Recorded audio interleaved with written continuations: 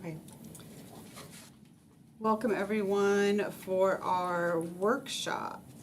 It's not an official meeting, so we're not gabbling in. It's open conversation. We're gonna, all of us talk to you guys, ask questions. You guys tell us what you wanna tell us. But it's not like a normal business meeting or even a study session. So, like I was saying, it'd be nice if we just had like a round table we could all sit around, but this is close enough, so. I will give a reminder and I'll let everybody, the board know, our new microphones up here pick up everything from all of our seats. So you can't have any like side conversations because it will pick it up and it puts it on YouTube. So.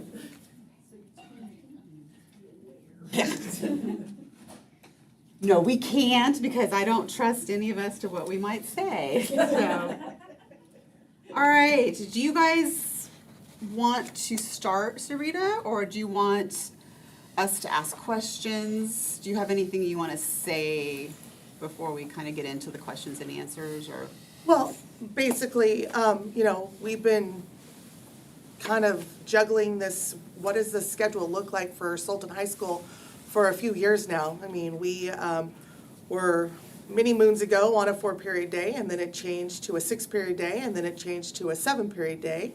And so now we're back to a, what are we going to do moving forward?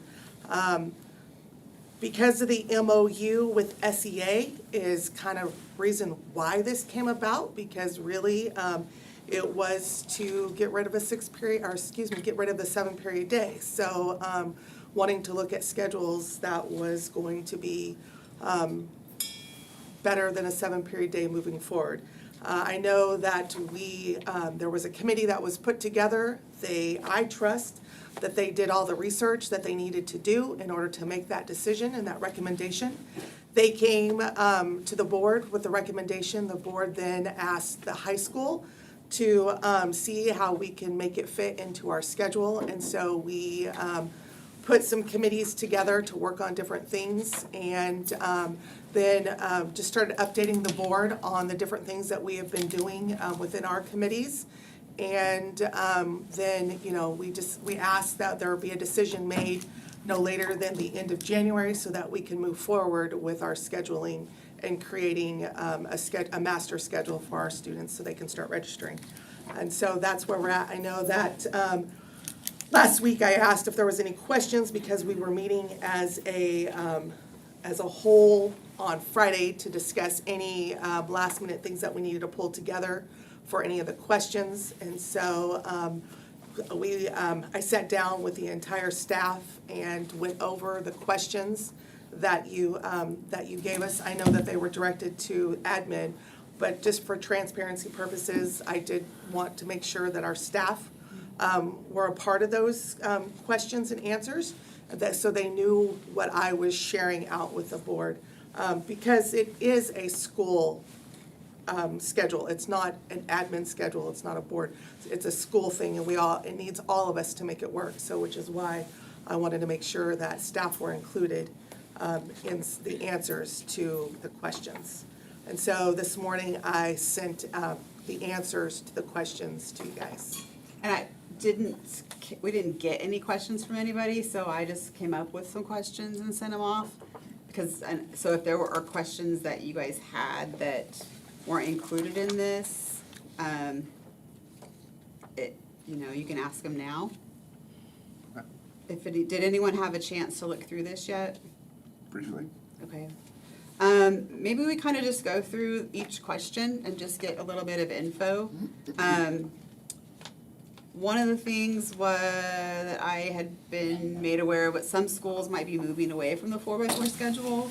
And it looks like Monroe said that cost a lot of money for them. Does anybody have comments on that? So I reached out to Brett Willie, who is the principal for Monroe High School, and I asked him what was going on.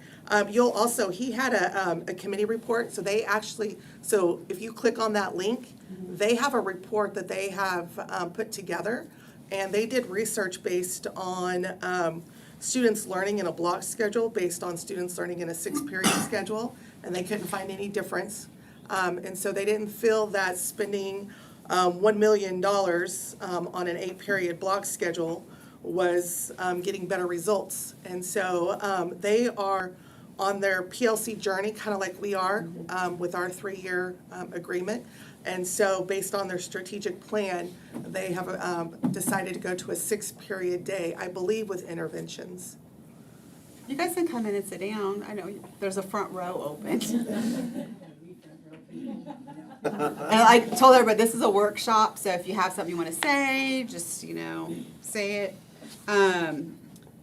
So do you guys have any other comments or anything on like the first question? On the first question? Yeah. And just so you do know too, that Monroe is on an 8-period block, not a 4-period block. So it is a little bit different. Like an AB kind of It's, thing? yeah, and Yeah. it was really hard to find schools that are on a true 4-period block that we are wanting to go to. Yeah, I made some calls too, and it's, yeah, not a lot of them are like that. The other one was, are you still comfortable recommending the 4x4 schedule? I just, was just, have anybody's thoughts changed on it? And I know that was, the committee did a ton of work on it, but just curious if anybody's thoughts had changed. And it doesn't look like they have. This would be a question, I don't know if the other newer board members have the same question, but I know this was brought up last year before I know that I was voted in. I think before you were voted in as well, Isaac. So when we did this committee, did the board buy off on the 4x4 saying go forward and yes, that's what we're gonna do, and now we're second guessing it, or? No, it came out of bargaining, different schedules and stuff like that. So then we put a scheduling committee together, which is a bunch of us. Mhm. And I don't know how long, do you remember how long we met It for? was almost an entire year. Yeah, we met a long time and went through like every different schedule you could think of. And the committee recommended the 4x4. So then, by the time we recommended, it was too late to put into practice for this year. So what we're doing now is we're gonna give either the yay or the nay to it, so. So my understanding was last year when we took it to the board, we presented, and they said, yeah, this looks good. But how are we gonna make it happen, kind of thing. So that's, we're making sure that everything is, Okay. And there was like the money, if it's gonna cost extra a money. document that's got a number of things that were to be accomplished as part of any schedule that was looked at. So ultimately, we said, yeah, we like this, but how are we gonna make it happen? And can we afford to make it happen?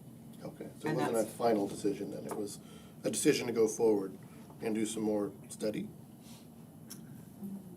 Yes. Cost was one of the things that didn't want to commit at the time to something that had an unknown cost.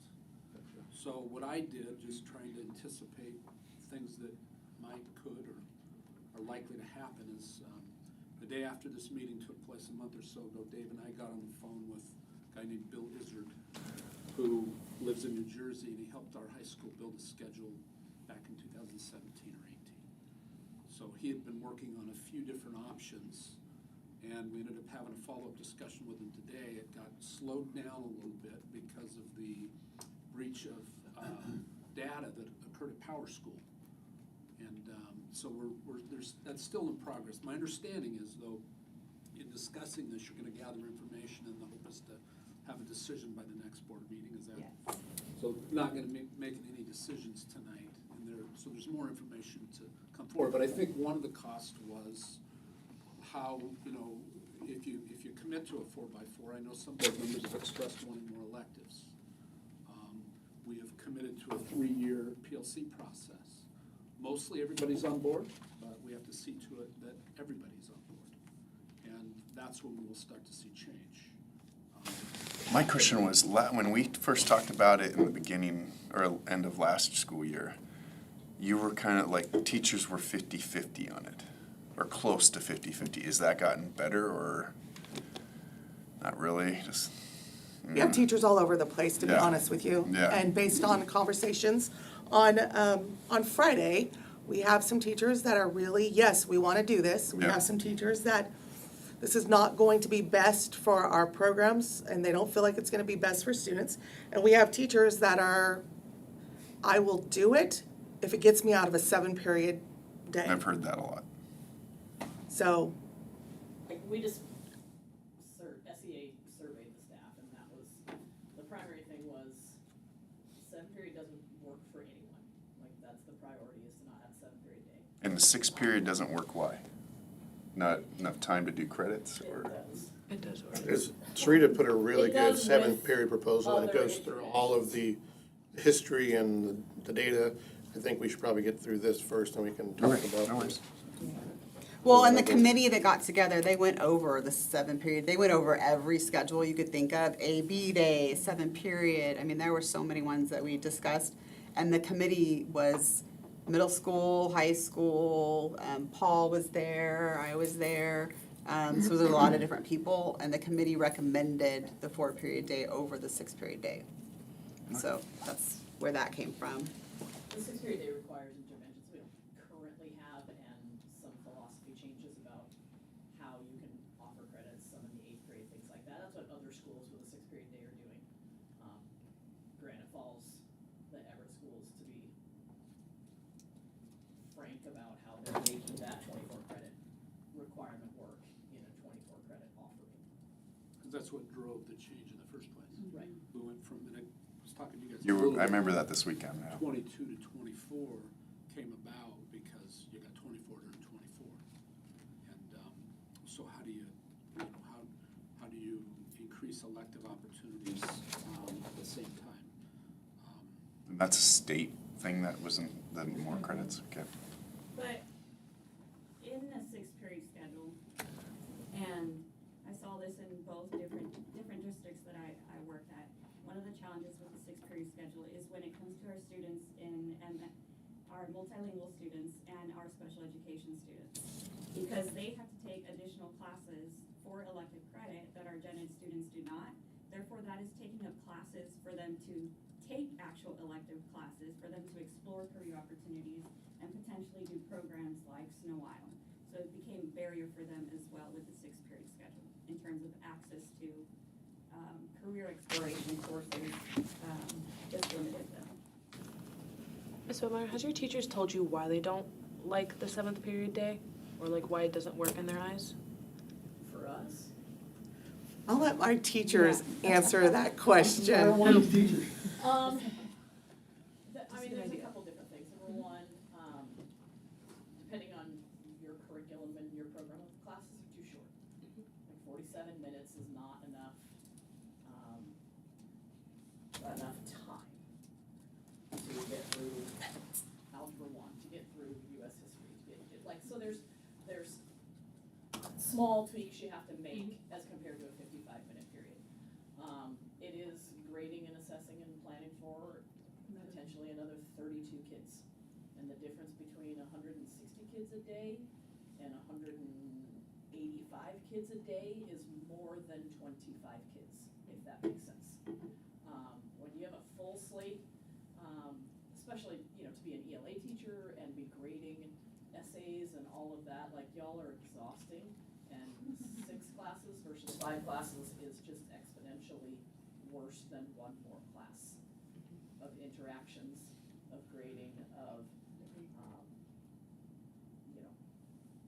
contacts back and forth, all of that just gets, it's just one more, but it's heavier than one more.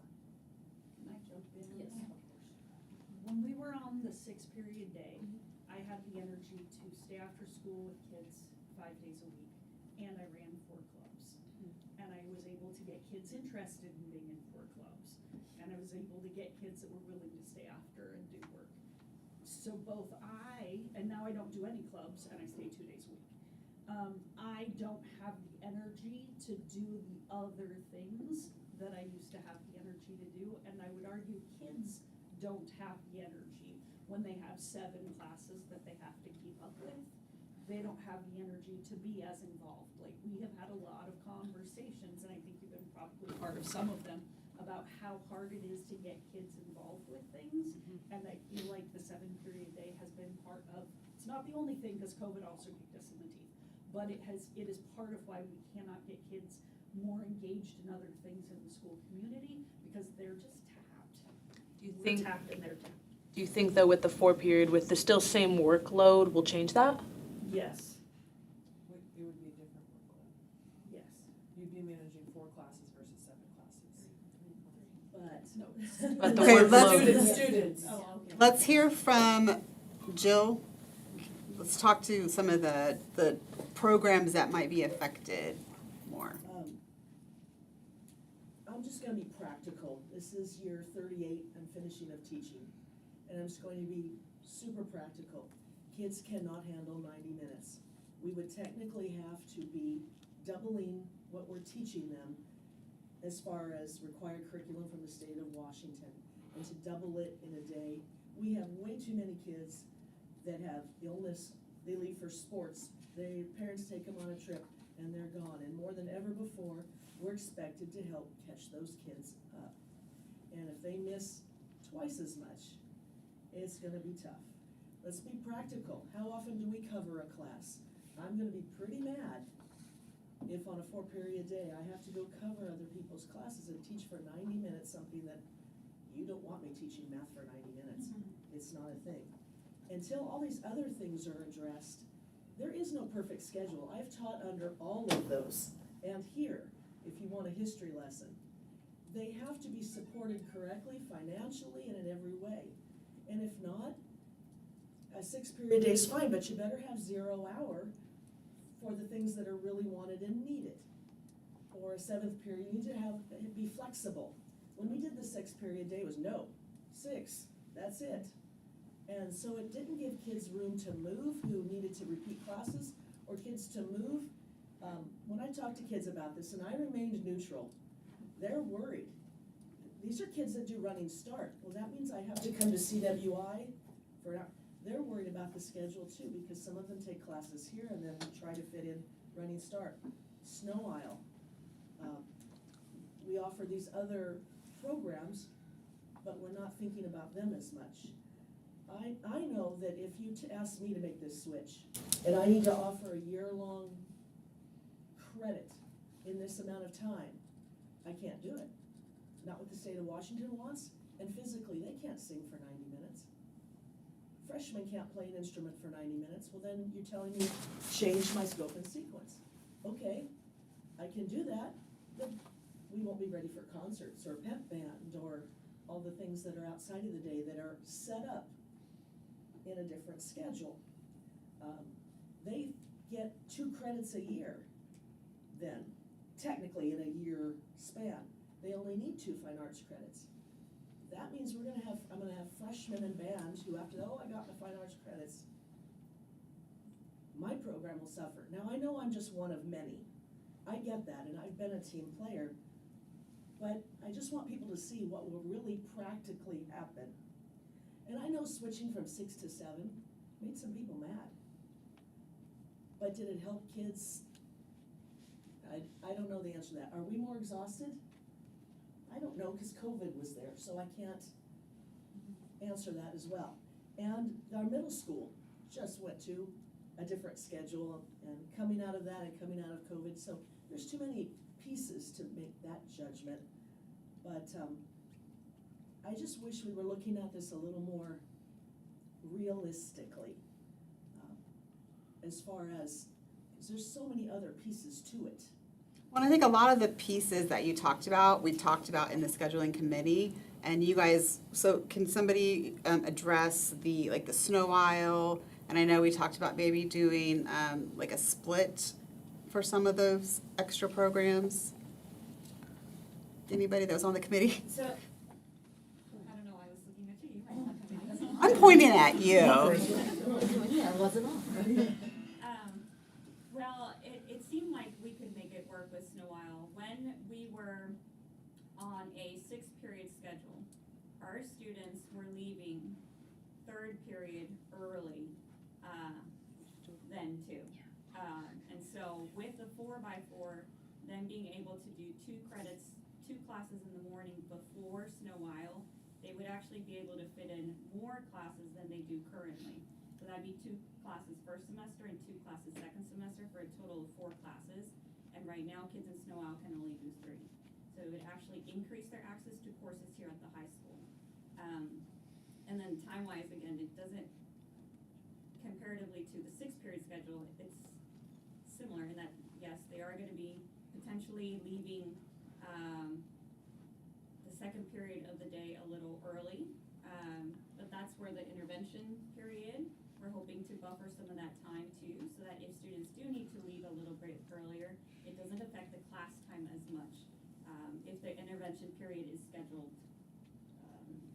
which I do think, We I made don't a know. Snow Isle friendly bell schedule. Yeah. And that's similar to the RAP program as well, that we're also partnered with.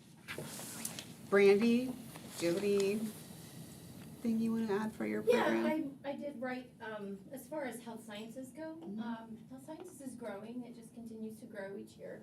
With lots of kids, interested in following a progression and a pathway, CTE pathway to graduation through health sciences. So lots of kids. And we've also brought family health under career and technical education as well. And so I'm teaching those classes. In the classroom setting, because mine is a science-based course, it's gonna just require some scope and sequence changes. But in my courses, my kids would have an advantage, where instead of by the time you take attendance, you're 40-something minutes, you have kids now, we can learn theory and then practice that skill and practice that theory in that time span. Now, what I teach then, it doesn't always require that they're seated, like we get up and they are taping each other and doing all kinds of things, so for what I teach, it would be less interruptions between theory and practice, if that makes sense. So like in a program like mine, I'm not so upset about it because I see it as an opportunity to really solidify that learning and skill mastery, but I don't teach core classes, right? I teach CTE classes that are in progression, and in talking with scheduling, found a way to make it work well where students would still be prepared for competition in the spring. We just would give the class or offer the classes in a little bit of a different order based on our yearly schedule. But it wouldn't stop them from taking it continuously, throughout high school. So I think my programs would be fine. Jared? For Woods, it follows the same teach theory and then practice. That's a no-brainer. Metals, similar concept. For Greenhouse, it's a complete rebuild. Because I can't cheat Mother Nature. I have a greenhouse which is phenomenal, and I can't wait for you to come see it. It's done. We through some heavy lifting and some, the dams and grant we were able to get through FFA. We have all but a brand new greenhouse. System right now, if I wanted to go open a vent to vent, and right now I could do it from my phone. It's set up to be able to do that, to have it operating. Our greenhouse, is the warmest building in CTE land right now. As I wrote in the green part of the note here, green for greenhouse, what it does is, can I have a first-term greenhouse? Yes. But it would not be, as it currently sits, it would need a complete rebuild. Right now, as the curriculum is written, it's from cutting propagation method to end result plant. That takes 7 months. I can't cheat that with a greenhouse, no matter how many grow lights or whatever I put in there. Nature only has its seasons, and I can't find those. Can we come up with a greenhouse curriculum that fits this schedule? Yes, we can.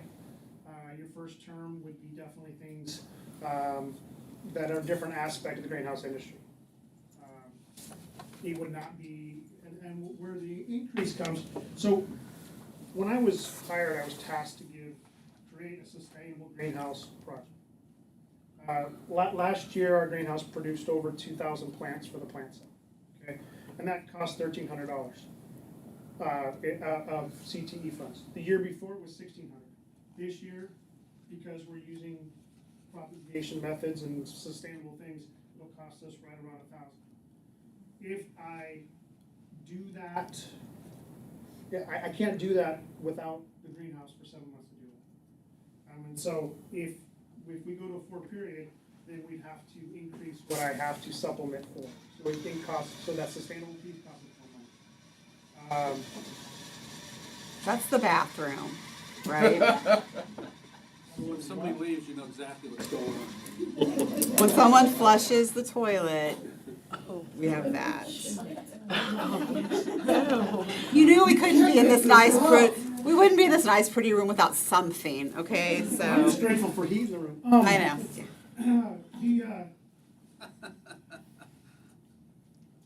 It's For me, assaulting. I get concerned more along the process of start to finish. So if we start February, well, my plugs arrive in February. And so that's where we have to supplement some of the sustainability piece. As I talked with, Chris has been great. I think outside the box with some of this. But the landscape greenhouse industry is huge. And so we could definitely build around that. But for me, it's a complete rebuild. Other staff, teachers want to make comments? Or, Real quick, sorry, on the woods piece, because we're working longer without interruption, it does create need for more material. yeah, So without interruption, we're able to, so we had, Mr. Whitman and I estimate about a 30% increase, 35% increase. That's gonna be made to be seen. But it's like, well, when you're working straight, you're gonna produce more, so that does create a cost increase.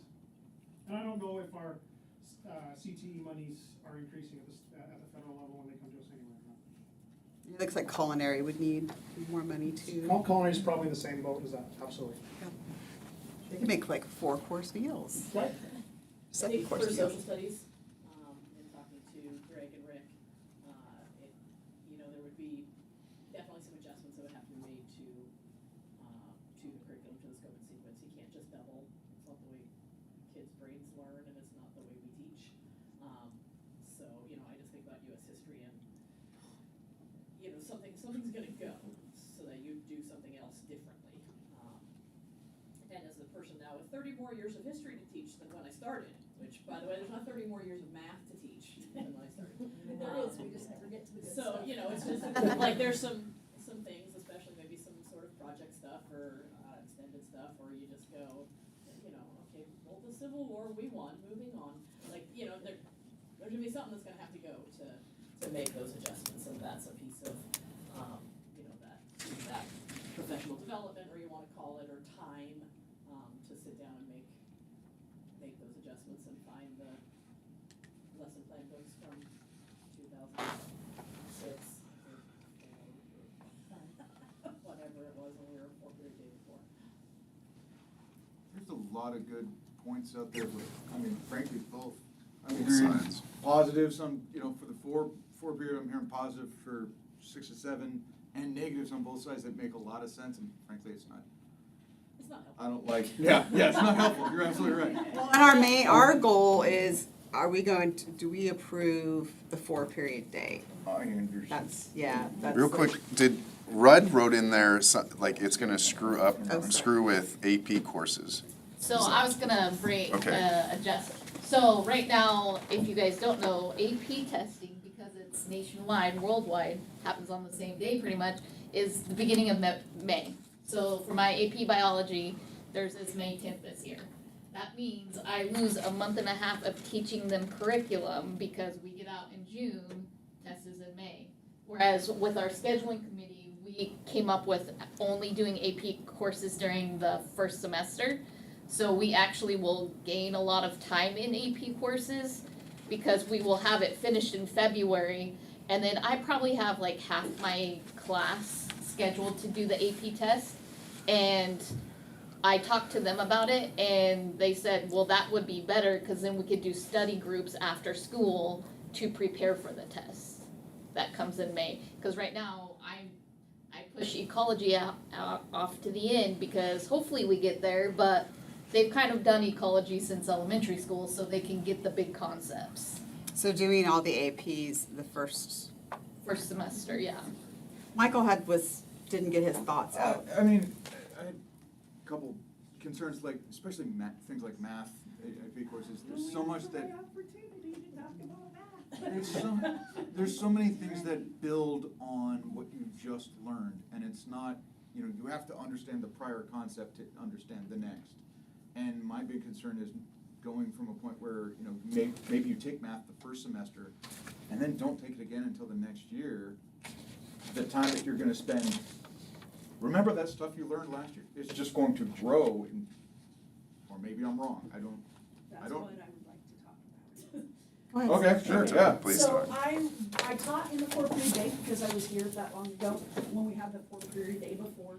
And when it comes to that loss, because that is a consistent loss that gets brought up all of the time, my experience was that it wasn't that much worse than a summer off.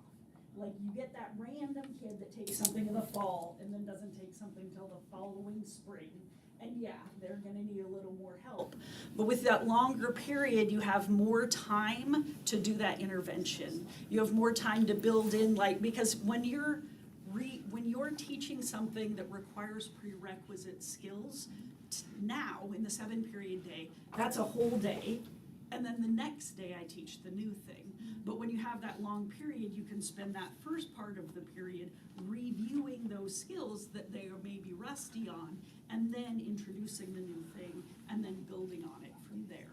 And so that, I just, people brought it up so often, and it was not my experience that it was that hard. Oh, good. Yeah. Do they have the attention span for that long? I mean, math was my favorite subject, full of, math. Right. But I don't know that I could have sucked up that much information into. You don't, you vary the activities, which, again, and this is, I'm gonna pull in the PLC process, Yeah. because it's not, we haven't gotten there, but I think it's relevant. Like, part of the PLC process is to look at what we're supposed to teach, and to say, these are the things that are super important. And so when you're teaching in the 4-period day, you have to make those decisions also, because you do lose minutes. And so you have to say, what are the really important things that we're going to teach? And let's teach those really well. And so there's all of these engagement activities that are out there that are part of the curriculum or not part of the curriculum that we just don't have time to do because, again, we have a 48-minute period. Sure. And 15 minutes is reminding them what we did yesterday, and 15 minutes is practicing what we did today, but when you've got the long period, you can, here's that thing that we learned before, now let's do something with it, and now let's move forward, and you can just have some variation within the period. I thank you. You had some really good points about learning, and I'm sorry, I don't point, but it made a lot of sense to say those things that you learn and then practice absolutely makes a lot more sense to be able to do them in the same day.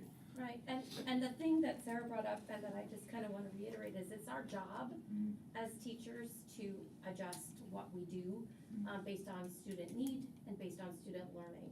So when people say we're not just talking to a group of kids, just talking at them for that period. There's multiple ways that students can learn and master what they've learned based on activities and all kinds of things that you can do in any class area. You know what I mean? That's our job.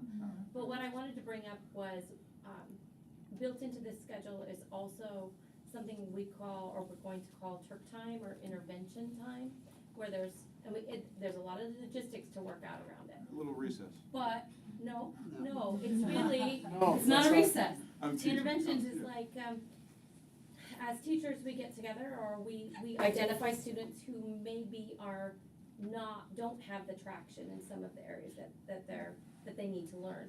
So then there's focused time for us to intervene with just those kids to help them reach those same the same levels of success that other students are having in that subject.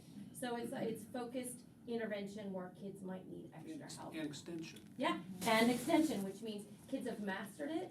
So great, now you've mastered it, what else can you do to really solidify that in your mind? So that's like the opposite. Extension is the opposite of intervention. I want to piggyback on intervention. I don't think, there's a lot of feelings on 4, 6, 7, whatever. But the biggest thing that, as I've dug in, and the most important aspect is the intervention piece. If the intervention piece is kind of done, well, yeah, we're gonna have intervention, that's kind of a half. But if that actually, this is Jared's opinion. If the intervention is not intentional, deliberate, planned, funded, staffed, made to be an important aspect of whatever decision you make, then whatever decision you make will not be successful if the intervention piece is not part of it. That's the common denominator in whatever period schedule they have across the state. If there were a perfect period schedule, all the schools would be doing it across the state. Schools wouldn't be bouncing from 4 to 6 or 5 to 7 or whatever they're doing, okay? The intervention piece and how that, and each school does it a little different, but that intentional, hey, you didn't get it, we're gonna help you get it. That's the leading, from everything I'm seeing, leading indicator of whether our kids, students can be successful and graduate. That's one of the big things that came out of the scheduling committee that I learned was how important that intervention time Right, so, is. then it says a 4 period and a 7 period without intervention has the same student achievement.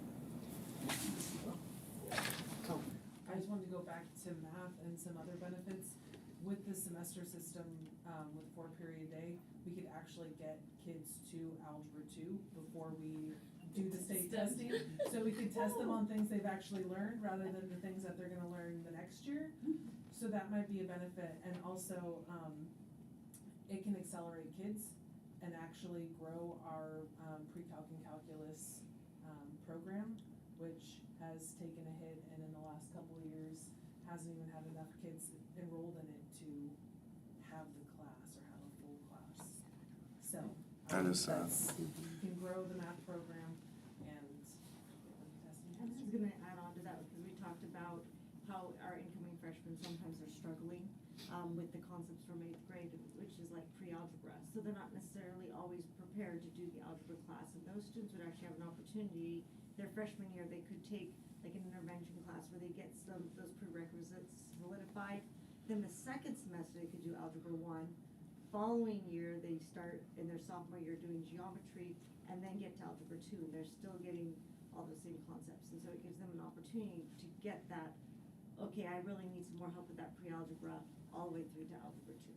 Can I get the definition of what this intervention I understand what intervention is, but how you guys are using it? As in, he's saying it'd be funded, We don't currently have it. what is it? Like having, What we would like. yes, because you guys keep using it and it's just like this, mythical thing that, No, it's just No. what we do, so yeah. Yeah, so the Go ahead. idea, cause we were at the PLC Institute this summer, and so we learned a lot about that.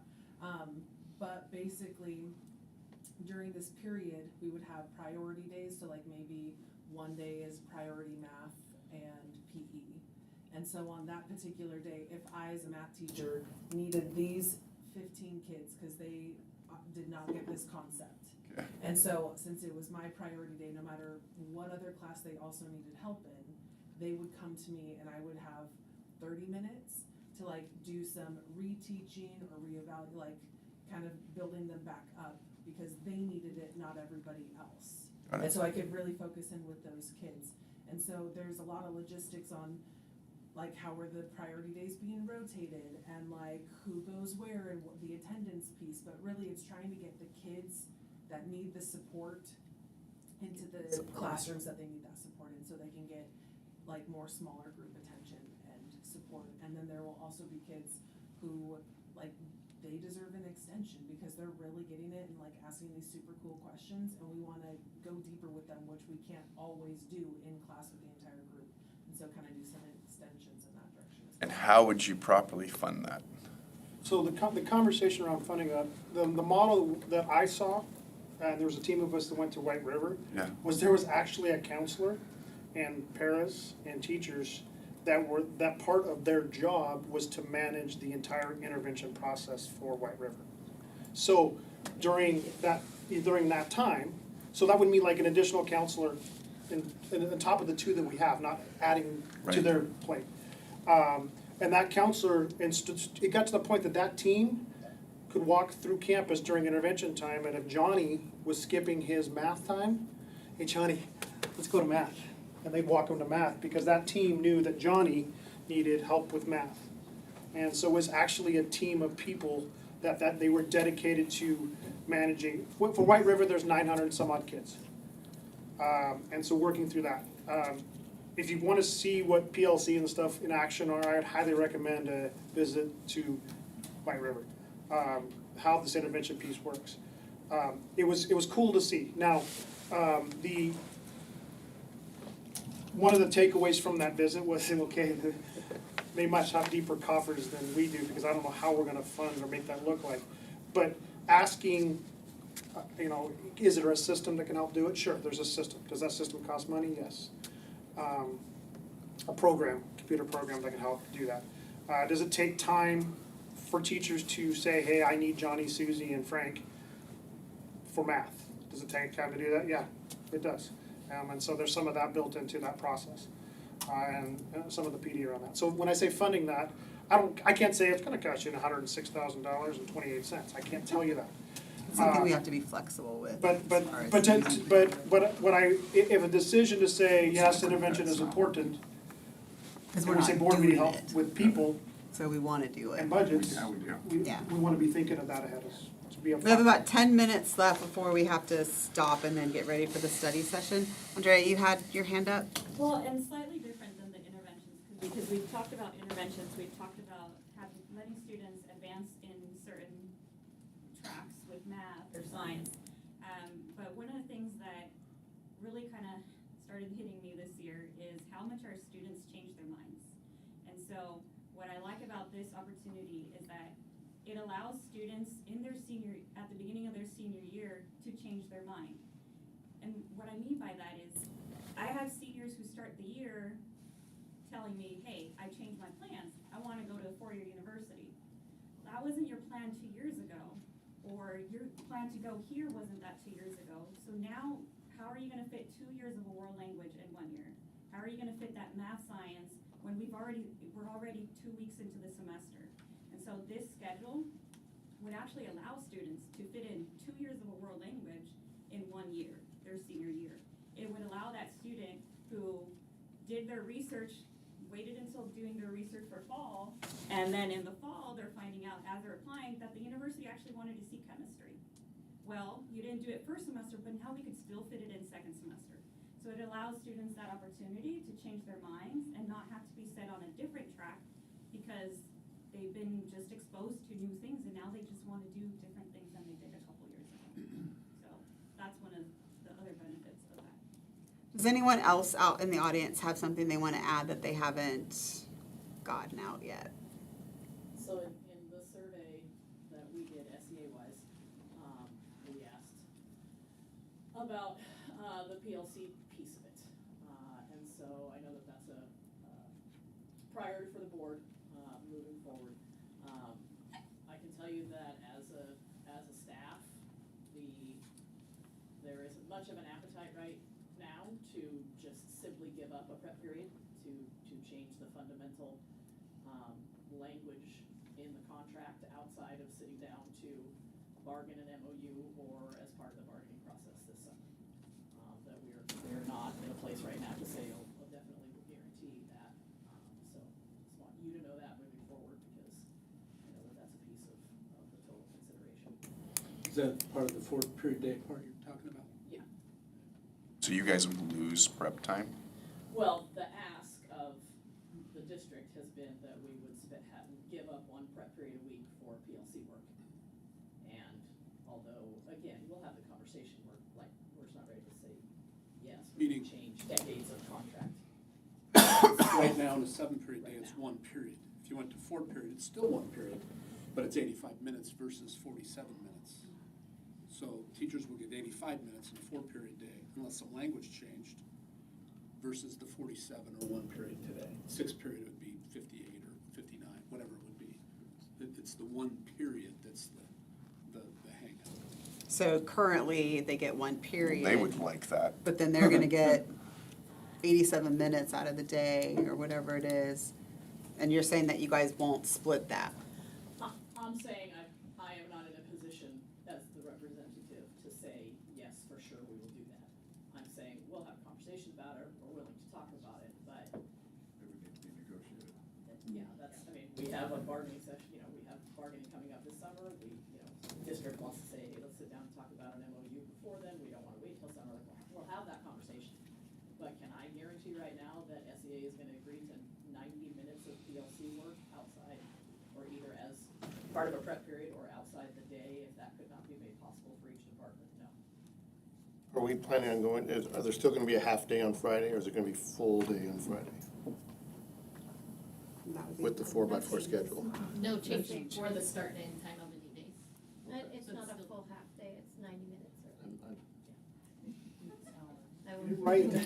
So, And but, that could all be part of that conversation in terms of, what those ERF days are and things like that, but again, absent those conversations, I can't say yes to that right now. One last question. I understand a lot of it. Your point to that, you require suffering because of the longer period. Would it be possible to find those classes that would benefit from shorter and kind of splitting 1 period? So maybe, I don't know, you get a lot of crossover between greenhouse and choir. But, spend your first half in choir and second half in the greenhouse. That was something that we talked about. That's a great idea. So South Whitby doesn't. South Yeah. Whitby Falcons, they split 3rd period. They use music, ag programs, which I teach, and they use PE. I think that's all they use. They might be use one other subject matter content area, to split. So the unique part is math classes were still going on, English classes were still going, history class. So students there's students, if they want to do ag or they want to do music, they take, instead of 4 periods, they take 5. Students that just want to take 4 only take 4. And so what we've observed with South Whitby is neither one of those, especially music and ag programs, are robust at all.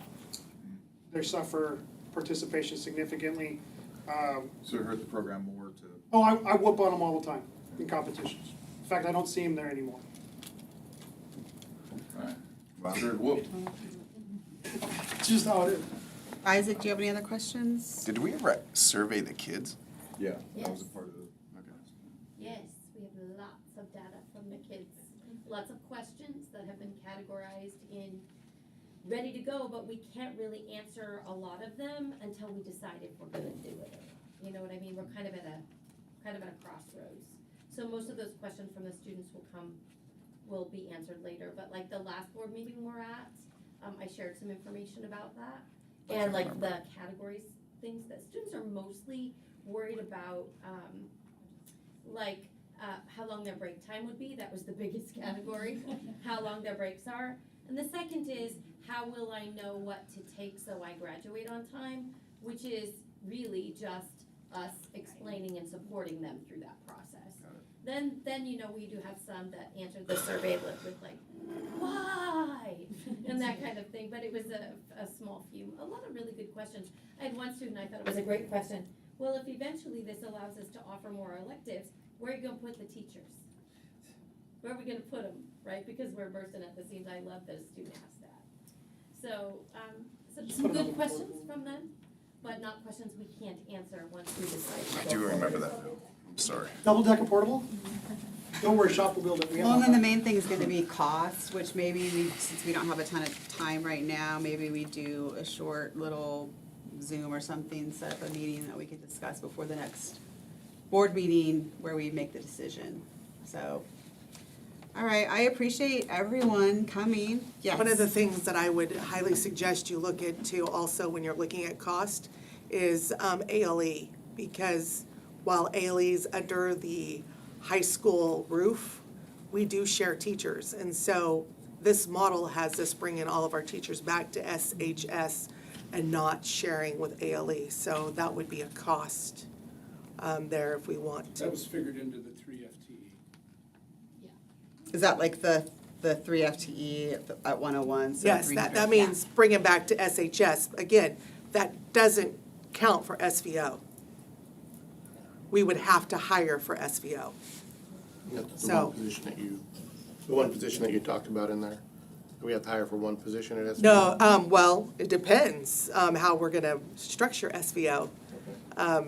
Because if, you have to have a certificated teacher per, course. All right. Isaac, you really need to fix That that. was an additional special ed teacher, special education teacher. Uh-huh. And pulling out all shared staff with the middle school and SVO staff. Right. That's where you get your 3 FTE. Right. In addition to what we already have. It would be, the full cost would be 3. Right, but- Today, in my discussion with. Yes, but we did not talk about SVO. SVO is separate. So what I'm saying is that if with ALE, we would have to look at hiring the appropriate people for ALE because they are not, we won't have teachers for them. Because you're pulling 3 Yes. in, basically, and Yes. then you're leaving that with nothing. Right, that is correct. And so the decision really is, can you do it? Because the whole purpose of the shared staff is you only have a couple periods here and there. And lots to consider. It still doesn't cost more than the 3 FTE. But today, when I was working with Dave and, It does Yes, it cost more, does. because you're pulling the 3 FTE, and that's going to the one school, and then you're hiring extra. For a different program for. Yeah. Right.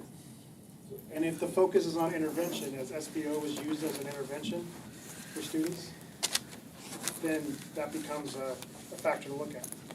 So why don't we get some more detail on the cost, and then let's set up a meeting that we'll do an extra study session maybe before our business meeting this month.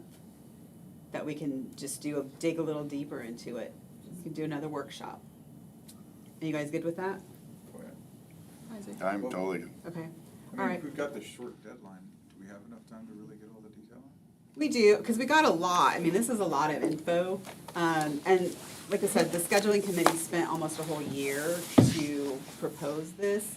But I think now it comes down to listening to what we heard today, and then the cost is gonna be the big thing. So we'll need, we can even probably do it like on our Thursday before where we do our board prep.